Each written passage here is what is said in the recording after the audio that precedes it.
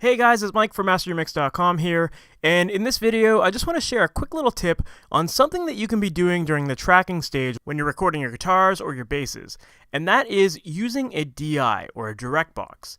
Now if you're not familiar with what a DI is, DI stands for direct injection, and basically what a DI box does is it takes an unbalanced signal from a guitar, bass, or any other unbalanced source, and it converts it into a balanced audio signal so that you can run it through your mixer or into your interface. And basically what it does is it outputs a very clean, dry signal. It's just a direct sound of your guitar or your bass. So let's listen to what that sounds like. So here it is first on a bass.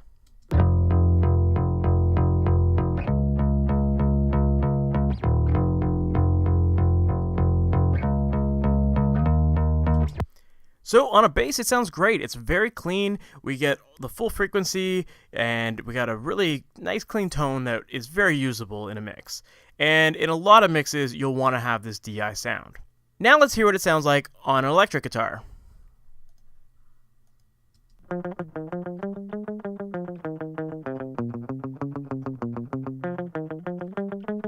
So it's very clean, very pokey, very thin sounding, and not very usable, especially because in the context of this song in particular, it's a heavier song and the guitar amp actually sounded like this.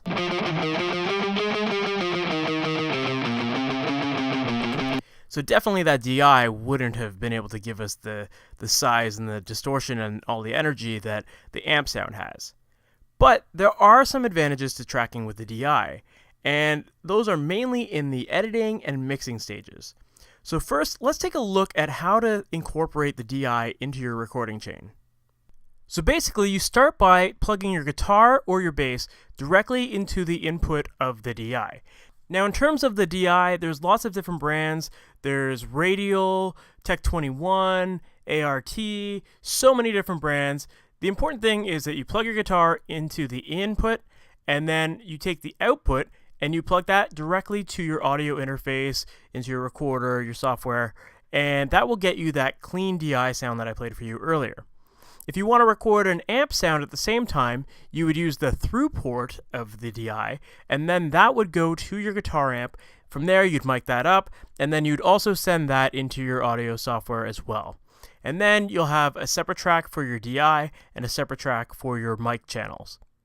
So now that we know how to hook everything up, let's discuss the advantages of recording with a DI. Now the first one is in the editing stage. And if you were to look at this purple waveform that we have right here, this is what we get when we mic up a guitar cab. And it's basically just a giant sausage with a couple random peaks here. And if I play the track through, let's listen to that.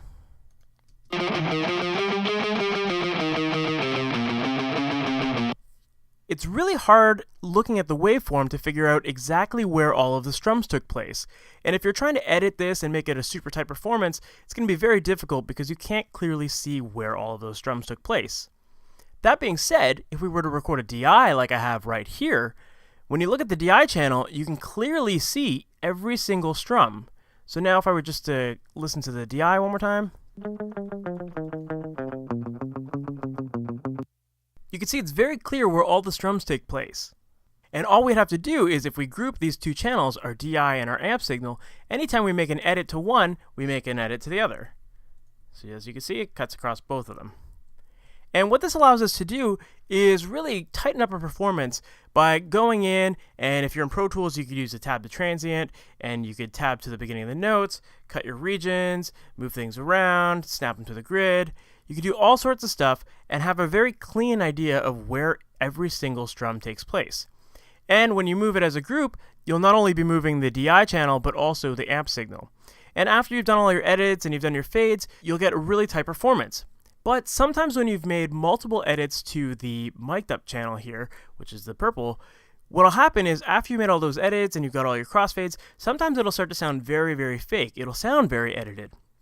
So what you might want to do is re-record that amp, but with the perfect performance that we've now made using our DI channel. And what you can do is using a reamp box, which I'll cover in another video, you can send this DI signal right back to your amp, mic up the amp, and record it just like you did before, but this time everything will be super tight and in time. Or let's say maybe you got to the mixing stage and you realize that the amp tone that you had just isn't really cutting it and you wish you had something different, well, what you could do is you can either reamp to a different amplifier, or you can use plugins such as amplitube, which I've got loaded up here, to find different sounds. So with amplitube, you can go through, let's say I've got a Mesa setting right here. I could try this out and see what it sounds like. So that's the DI. Let me engage the plugin. So I could sort through it, I could play with the amp settings on here, and find the perfect sound that matches what I'm looking for in my mix. So in the end, recording with a DI makes it very, very helpful in the editing stage to make sure that everything's really tight sounding. And also, it gives us a lot of flexibility to find the perfect amp sounds to fit our mixes. And we don't have to commit to a sound and hope for the best that it's going to be the exact sound we need in the end. Obviously, if you can track like that and you get the perfect sound at the beginning, then that is amazing. But you'll find that often you might want to tighten a performance, or you might want to just try different sounds. And by having the DI signal, it allows you to have that flexibility. And in terms of plugins to try, I would highly recommend that you try Amplitube. It's a great plugin. One plugin that I love on bass is this SansAmp plugin here. So let's check this out. So here's what the DI sounds like on the bass. Now let's plug in the SansAmp.